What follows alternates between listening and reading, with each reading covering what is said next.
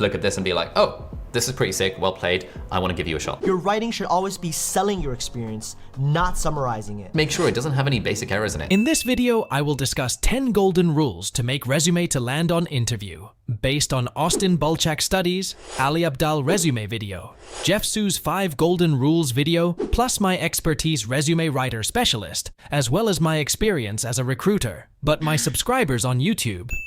Rule 1. Don't use Photoshop or Canva or fancy tools making resumes, because those are picture format resume. And recruiter people don't like picture format resume because they can't extract information from resume, even though you export is as PDF format. 95 plus resume template aren't ATS friendly template. Making a resume in Microsoft Word or Google Docs is much better option. Plus, when you send resume, ensure you send it as PDF form.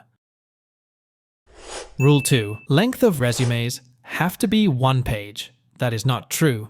Studies show that the ideal resume length is 475 to 600 words. Keep your resume length between 475 and 600 words. 77% of resumes were outside of that range.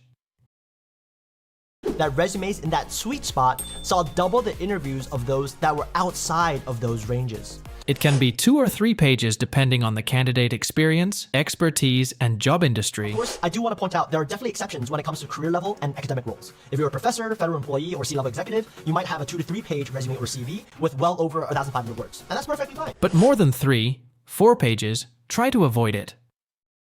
I don't have time to read 6 pages worth of a CV. So something like that is just like, oh, this is really annoying to go through. In resume, context of page quality is very important, rather than just page quantity. But now a 1-page resume is preferable if you don't have too much experience especially. This is a 1-pager. It's so easy to digest. It's super nice. It's like good vibe. Avoid buzzwords and unnecessary things. Rule 3. Choosing job role. Don't just make a resume and apply for every role. Select the position you want to apply and then modify the resume according to that role. If you are a software engineer and applying for both roles for software engineer and business development with the same resume, it's not a good idea. Rule 4. Easy to read and understand and grabbing attention. When we're doing essays at university, generally you write in a way that's not very clear. You use big words rather than short words because big words make you sound more intelligent. Make resume easy to read and understand.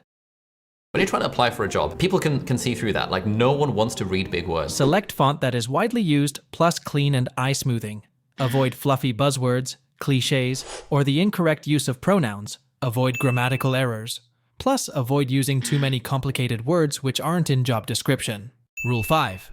Contact information. Add name. Add number. Accessible during business hours. Add professional email address. Consistent with name. Add address or location. Add LinkedIn, if active and professional. Check this. Adding professional LinkedIn may increase your chance to land on an interview, while adding unprofessional will decrease your chance to land on interview rather than not. LinkedIn, adding in resume. So, avoid adding unprofessional LinkedIn account. Embed the link or LinkedIn URL. You can add portfolio website, or if you have one, or portfolio link.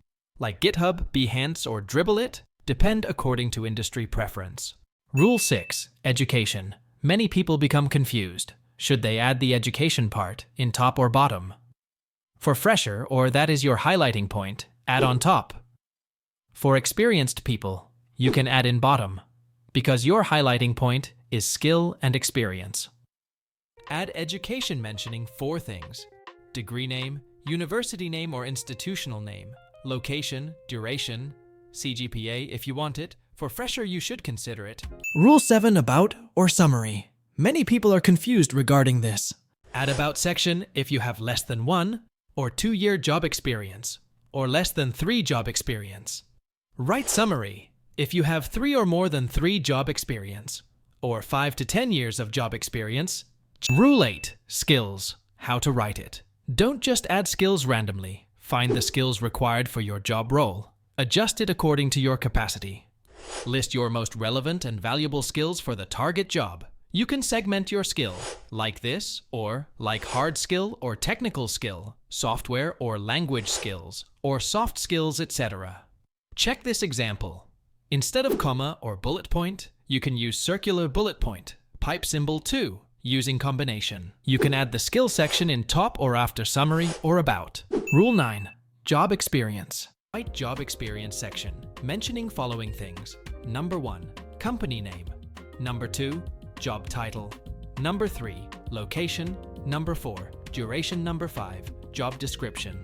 Write job description following 3 criteria. Number 1, what you do. Number 2, how you do. Number 3, what is the impact? Use action verb. Include keywords related to job description, combining technical skill, hard skill, and soft skill. Describe the method using technical or official term, and highlight your achievement or key contributions, how company benefited by you, or result you bring into company using result-oriented metrics. Check this resume. In his resume you see in this statement. You will find that too. What he does. Led the design and development of multiple enterprise-level microservice applications of Commerce Experience Group. How he does? Using the latest technologies of Azure, CHash, Net, Cosmos DB, Azure Functions, Key Vault, and MS Graph. What is the impact? Driving $35.3 billion of revenue every year. Obviously, it's exaggerated. If he does that, he will not do job, but he is working in a team procedure which let that result. It's okay as long as you don't lie. Rule 10. Don't ignore other section. Other sections are also important to highlight your resume and increase the value. Don't ignore that. You can add coursework related to industry. You can add some keyword here. You can add project work. You can add relevant training. You can add relevant certification, which can boost land on interview chance. You can add volunteer work, hobbies, or interest. Sometimes it helps to break the ice of the interview. After completing it, you must proofread the resume and, if possible, get feedback from expert people. Wow, my subscriber just increased. Thank you. You will find average time each recruiter spend on is 6 seconds to 8 seconds. Within that time, you need to impress them or hook them to check more information about you. The more time they give in your resume, the more chance you will get to impress them.